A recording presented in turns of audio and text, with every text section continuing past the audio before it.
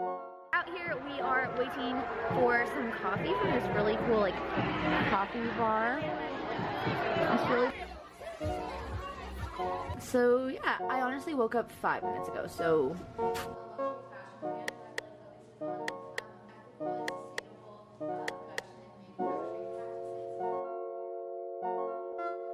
excited for today's video, you have no idea.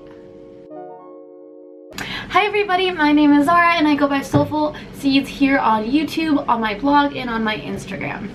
I am so excited to have you here today, and I just want to thank you for showing up, for taking your time out of your day to watch this video. I promise I will not waste your time.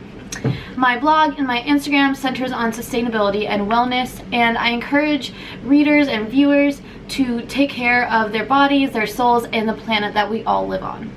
So if you would like to follow along on my Instagram, blog, business journey, I would so appreciate it. The links are in the bio.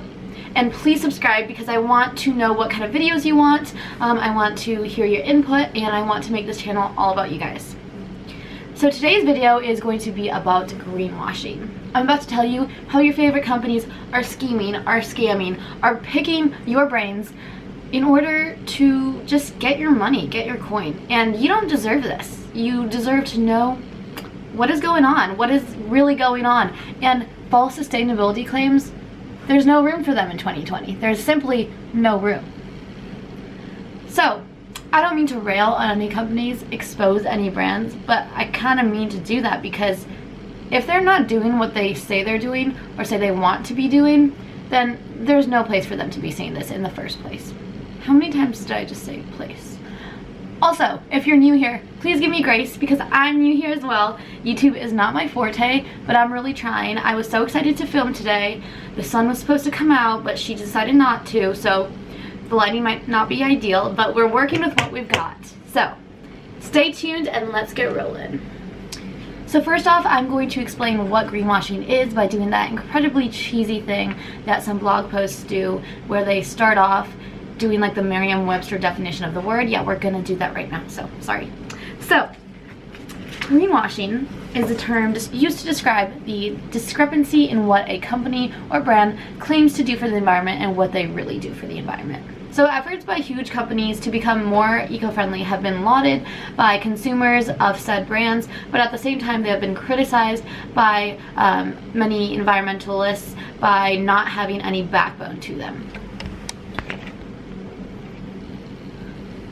So in the last few years, markets have shown an increased demand for sustainable products, especially from consumers who are of the millennial, or Gen Z kind of generation.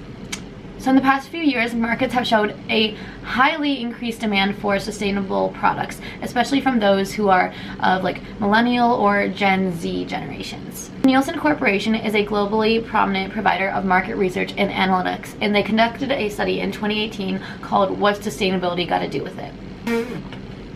So the report looked at 3 consumer goods, coffee, chocolate, and soaps, to look at the difference between products within these categories marketed as eco-friendly and those not marketed as eco-friendly. Overall findings from this study showed that products marketed as eco-friendly were exponentially more popular than those not marketed as such. In other words, it is profitable for businesses to present themselves as environmentally conscious. In actuality, though, implementing sustainable practices and more environmentally conscious practices within the supply chain can actually be an added expense for companies. Things like sourcing all organic materials, reusing or repurposing old material, or purchasing carbon offsets to offset carbon emissions are an additional cost for companies to incur. Because of this profitability discrepancy, companies realize that they can maximize their sales by marketing themselves as green while not doing much of anything to back up those green claims. Okay, so now let's look at some of the examples of greenwashing by looking at one of the ways companies most often use greenwashing, which is by putting labels and terms that really mean nothing on their products. I'm sure you've seen the words natural printed on a bunch of beauty products, including shampoo bottles, body soaps, makeup products, and the like. I know that that word gives me a sense of peace, that I don't know where that piece comes from, because the word natural really means nothing and has no legal or certifiable definition. Just the other week, my roommate and I were shopping for body soap at Target, and I usually go with the Dr. Bronner soap, which I stand by. I love that stuff, but it's super expensive. It's $15 for a big bottle, but $15 is a lot. And so I was like, shooty, I'm gonna look for something else. Then this brand caught my eye. It was Target's natural body soap collection. It was literally $2, and I was like, yep, $2, let's go, let's do this. It's natural, right? Natural really doesn't mean anything. In doing the research for this blog post and YouTube video, I found that there is no legal definition for natural. There is not even a legal definition for the word organic in its usage on beauty products. The FDA, which is the US's body of like governing and regulating food and like beauty and personal care products, doesn't regulate the use of the word organic on beauty products. So literally anyone can use it, and they will probably not be cracked down on. In 2008, a study was done by the Organic Consumers Association in which they found a carcinogenic petrochemical ingredient in over 40% of the products they tested that claimed to be natural. That doesn't sound pretty natural to me. Something that I read in an article that explained a good way to think about this is that poison ivy is technically natural, but it is no means good for you. So this is kind of the same thing. Something can masquerade as natural or even be natural, but still be really dangerous for you and your skin. So as this example shows, these claims are pervasive across the health, beauty, personal care industry, but they're also super pervasive in the fashion industry.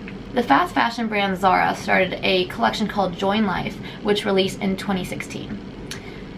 The very nature of the company, which is owned by Inditex, kind of contradicts the Join Life slogan or mission, which is to be more environmentally conscious. The very nature of fast fashion companies is not eco-friendly, given that the model is predicated on bringing things from the runway into your closet in the least amount of time as possible. Despite the duplicity between fast fashion's business model and sustainability, fast fashion companies have recently realized that it is profitable to at least market themselves as sustainable. Consumers have been demanding more eco-friendly practices and practices that are in line with sustainability, so these companies have adapted in order to cater to that demand. Companies like Zara have launched campaigns that provide nebulous goals of what they want to achieve in the next 2 or 3 decades. While it's honorable to have goals that promote sustainability, Zara has had no sustainability reports in the last few years, and that is the prime way of finding out if the company is actually doing what they say they want to be doing.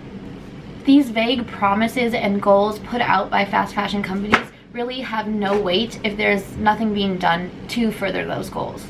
Similar to the word natural or organic on beauty or personal care products, there is no legal or agreed upon definition of sustainable for clothing brands. This makes it easy for brands to just throw that word out without really having any meaning or backbone to it. So now that I've kind of given you a definition of greenwashing and some examples of it in 2 different industries, I want to teach you how to look out for it and how to be a more conscious consumer.